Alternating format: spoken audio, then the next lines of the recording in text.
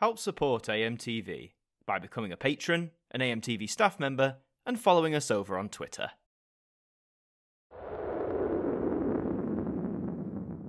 Hi there guys, it's Adam Martin here, and welcome back to another instalment of the Now Review. We are indeed going to continue the Now Dance journey, and we have entered the year 2002. And as you can see, like our last episode where we looked at Now Dance 2001, 2002 was heralded by 2 CD releases, not just one. So we have Now Dance 2002 and Now Dance 2002 Part 2. So as always, let's begin with the chronological beginning. Let's take a look at Now Dance 2002 Part 1. So here is the CD, as you can see, and in terms of the cover art, I do actually quite like it. It's a very bold mix of like yellow and orange, and the white text of the logo stands out really well. They're still using this sort of 90s tube design for the Now Dance logo, which I've always liked. I think you guys know this by now. I just think that tubing design is so synonymous with like dance music, especially that era of dance music, the culture of dance music, if you like. So yeah, very striking colour really. But with a strong cover aside, does it have the track list to match? Let's flick on over to the all-important track list and take a look.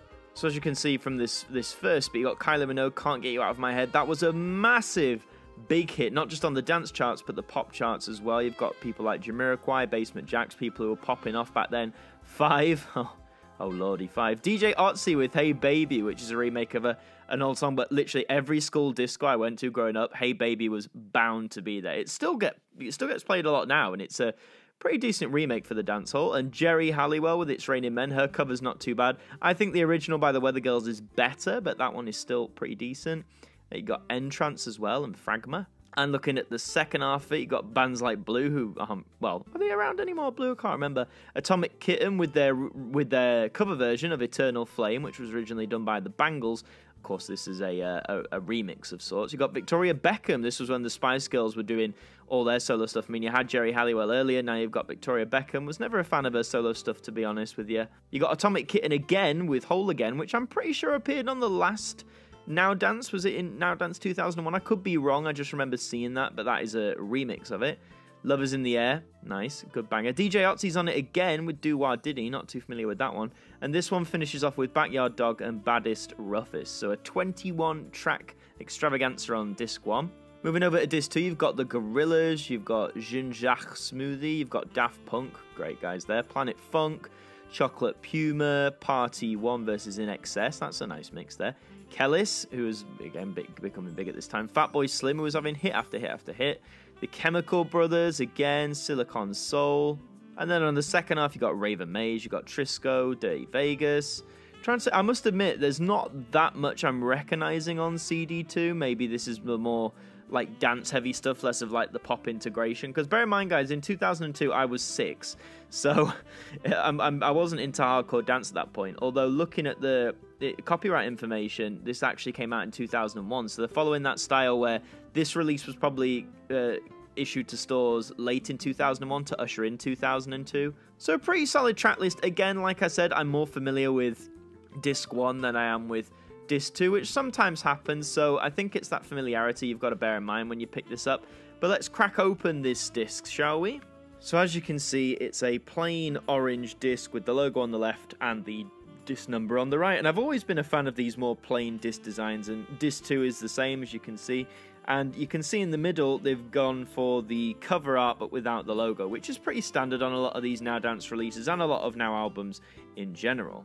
So that, in a brief summary, is Now Dance 2002 Part 1. It's a decent album, but again, for me, it's definitely not one of the best, considering the vast majority of tracks on Disc 2 I don't really recognise. And again, that's just probably preference or knowledge, but the tracks on Disc 1 that I do recognise are absolute smash hits. But that's the first part of Now Dance 2002. We now have to move on to the second release. So here it is, the second release, Now Dance 2002 Part 2. And looking at this cover, this is a lovely cover. I've always been a big fan of blue. It's one of my favourite colours, and this is just a gorgeous cover design. A nice mix of darker tones of blue and lighter tones of blue. You can see the little dotted design in the background, which is continuing on from the first part, so a nice bit of continuity there. The white colour of the logo is just popping out here, again using that tube design, just slanted a different way, but I absolutely love this. This is definitely one of my favourite covers from the Now Dance series. The part 2 is nice that it's small and it's in the corner, but I think if that wasn't there, that would be even better. But yeah, this is just a really gorgeous cover. I like that. But now let's flick over to the all-important track list. And wow, look at this. They have actually changed the way they list the tracks. No longer 2 columns. Now you've almost got this sort of paragraph style, which I think I've always preferred the columns. But saying that, for my camera, it's actually better. So let's have a look. CD1. You've got DB Boulevard, Kylie Minogue again with In Your Eyes, Sophie Ellis-Bextor with Murder on the Dance Floor, classic tune. I forgot how early that was in terms of being 2002. Jamiroquai, Alcazar with Crying at the Discotheque. That's a great song, like the last remnants of 90s Eurodance, I think. And also, funnily enough, Sophie Ellis-Bextor, Murder on the Dance Floor woman herself, has just done a cover of Crying at the Discotheque. I think I prefer the Alcazar original, but it's funny that they decided to, or she decided to remake that.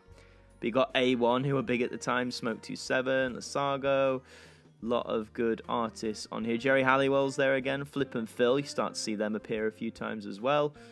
DJ Alligator, and finishing with Leanne Rimes with But I Do Love You.